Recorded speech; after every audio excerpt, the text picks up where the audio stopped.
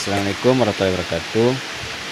Pertama-tama saya perkenalkan, nama saya Kasmir Baharudin dari kelas B Prodi Pertambangan. Di sini saya ingin menjelaskan tentang pengertian sumber daya alam. Pengertian sumber daya alam merupakan kekayaan yang dianugerahkan Sang Pencipta untuk kesejahteraan manusia, terdiri dari air, batuan, mineral, batu bara, minyak bumi, dan lain-lain. Sedangkan di sini sumber daya alam ini terbagi atas dua, yaitu yang pertama sumber daya alam dapat diperbarui dan sumber daya alam tidak dapat diperbarui.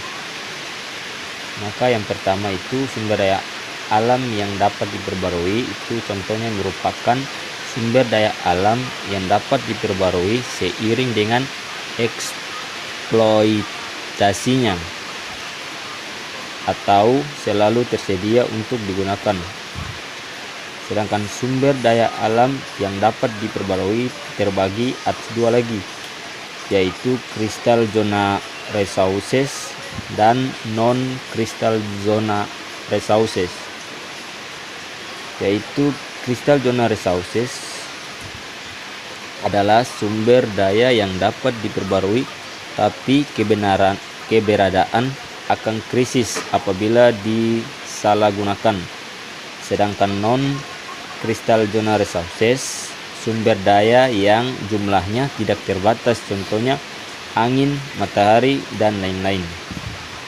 Dan balik lagi ke dua, yaitu sumber daya tidak dapat diperbarui, yaitu contohnya sumber daya yang pembentuknya bentuk jutaan tahun bahkan waktu yang lama dan mengakibatkan penipisan apabila eksploitasinya dengan skala besar, contohnya mineral dan batu bara.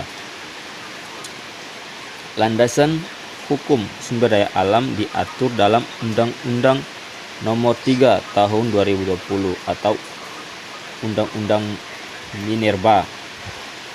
Maka dari itu manfaat sumber daya alam itu yaitu mineral. Mineral ini terbagi atas dua, yaitu logam, bahan baku, yaitu pertama logam dan non logam.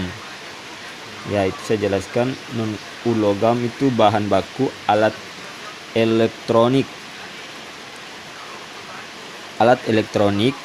transportasi, dan lain-lain, contohnya tembaga, besi, dan lain-lain. Sedangkan non logam sebagian bahan bangunan, contohnya pasir, kerikil, dan lain-lain. Sedangkan minyak dan lain-lain, minyak sebagai bahan bakar transportasi, contohnya solar, bensin. Baik, itu saja yang dapat saya sampaikan. Assalamualaikum warahmatullahi wabarakatuh.